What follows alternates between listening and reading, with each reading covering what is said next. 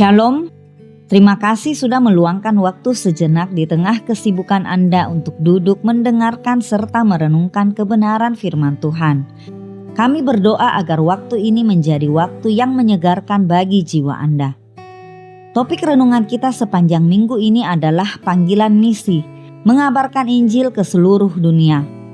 Bagian firman Tuhan yang menjadi fokus perenungan kita adalah Matius 24 ayat 14 terjemahan baru kedua yang berbunyi demikian.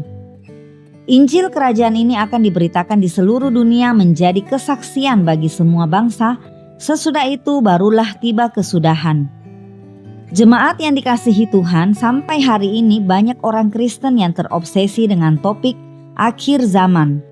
Kita sibuk mengamati tanda-tanda alam, menghitung angka-angka, menafsirkan peran dunia atau memprediksi siapakah yang termasuk dalam golongan antikristus. Kita sering bertanya kapan Tuhan datang. Namun di tengah hiruk-pikuk spekulasi itu, Yesus memberikan satu tanda yang paling jelas dan konkret. Tanda ini unik karena tidak bergantung pada bencana alam atau politik dunia semata, melainkan bergantung pada ketaatan gerejanya. Kedatangannya kembali dikaitkan erat dengan penyelesaian tugas misi di bumi.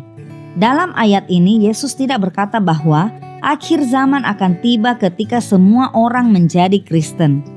Ia berkata bahwa akhir itu tiba ketika Injil kerajaan diberitakan sebagai kesaksian bagi semua bangsa. Kata bangsa di sini merujuk pada kelompok etnis atau suku bangsa, bukan sekedar negara politik yang ada di peta modern. Ini menunjukkan hati Tuhan yang adil. Ia tidak ingin mengakhiri sejarah dunia sebelum setiap kelompok suku bangsa mendapatkan kesempatan yang adil untuk mendengar tentang tawaran keselamatan di dalam Kristus.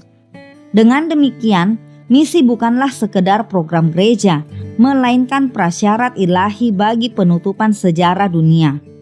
Ayat ini mengubah cara pandang kita terhadap misi.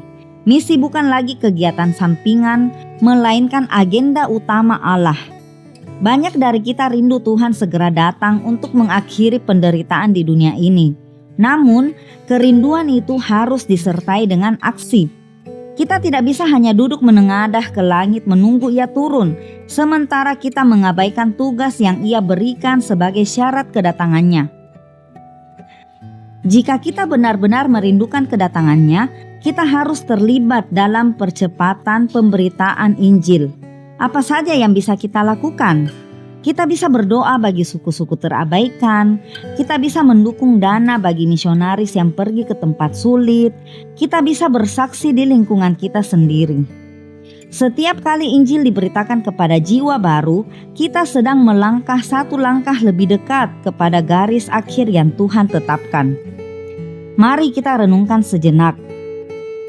Apakah kita selama ini hanya menjadi penonton yang menunggu akhir zaman atau menjadi pelaku yang mempercepat kedatangannya melalui kesaksian hidup kita? Sudahkah kita mengambil bagian melalui doa, dana, atau daya agar Injil sampai kepada suku-suku bangsa yang belum pernah mendengarnya? Mari kita berdoa. Tuhan Yesus, Raja segala raja, kami merindukan kedatangan-Mu kembali untuk memulihkan segala sesuatu. Namun, firman-Mu mengingatkan kami bahwa ada tugas yang belum selesai. Ampuni kami jika kami terlalu sibuk dengan kenyamanan kami sendiri dan lupa bahwa masih banyak bangsa yang belum mendengarkan nama-Mu. Bangkitkan semangat misi di hati kami. Pakailah gereja-Mu untuk menuntaskan amanat ini, agar Injil kerajaan menjadi kesaksian bagi seluruh bumi dan nama-Mu dipermuliakan. Datanglah kerajaan-Mu. Amin. Kiranya renungan hari ini boleh menuntun langkah kita sepanjang hari ini. Selamat beraktivitas dan sampai jumpa lagi dalam renungan kita bersama esok hari. Tuhan Yesus memberkati.